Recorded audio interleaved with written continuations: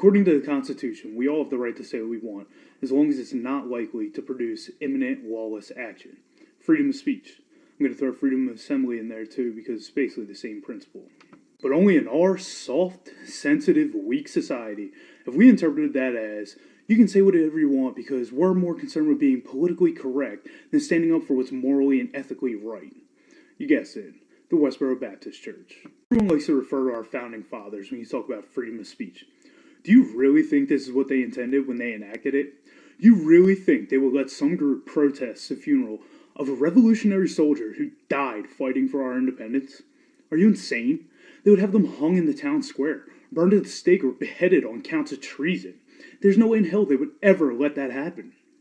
How could anybody possibly say that protesting someone's funeral is constitutional, let alone a soldier who died protecting this very Constitution? Ridiculous. Only the weak leadership we have in our nation today would deem this constitutional, because we're more concerned about being reelected than protecting the civic morality of America. They don't want to be labeled as that person that infringed on someone's rights, because they might lose votes, so somehow they justify this as being constitutional. So if it was, which would mean it's not likely to produce imminent lawless action, then why do they need a police escort everywhere they go? Let them protest a soldier's funeral without a police escort and see what happens. Let the KKK hold a rally in the middle of Compton and see what happens. That right there will tell you if these things are constitutional. They're not, and everybody knows it. But nobody in our weak-ass leadership has the balls to stand up for what's right. This is the same leadership that allows a million Muslim march on the nation's capital on the anniversary of the day our nation was attacked by Muslims, claiming 3,000 innocent American lives. And let's not sugarcoat it, that's what happened. We were attacked by radical Muslims, but that's not all Muslims. Who gives a shit? You can have your march on another goddamn day. What do you think, it's coincidence they picked September 11th? They picked it as another slap in the face of America because they knew they can get away with it. They knew not one of our nation's leaders would have the courage to stand up and shut it down. I guarantee they had a great laugh at that. You think if we hijacked and flew a plane into the most iconic mosque, killing 3,000 of them, and then had a march on Mecca to celebrate the anniversary of it, you think they would ever allow that? It would be World War III before they ever let that happen. But to our spineless leadership, that's perfectly okay. Go right ahead.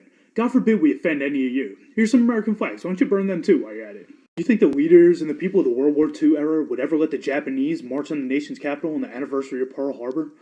You must be out of your mind if you ever think they would let that happen. And that wasn't that long ago. Them and our founding fathers would be disgusted with the nation we become. Becoming nothing but a nation of pussies. These are some of the most badass dudes to ever walk the face of this earth. They took on, fought, and defeated the superpower of the world against incredible odds to gain the independence of this nation on principle alone. They believed that what they were fighting for was right. Leave it to our soft, pathetic society to ruin everything they fought for and let politics take precedence over principle. By the way, who do you think is paying for the police protection for these pieces of shit? All of us. I've gotten a lot of positive feedback from the show, so I appreciate everyone continuing to share these messages. You probably don't realize how many people you actually reach when you do share these, so I really do appreciate it. I know the videos are shitty and choppy, but I'm doing the best I can with what I got. I made a Twitter because I'd like to hear from you. You know, you can tweet me things that piss you off or anything you'd like to hear about. It's at BH_Courier. So, I look forward to hearing from you.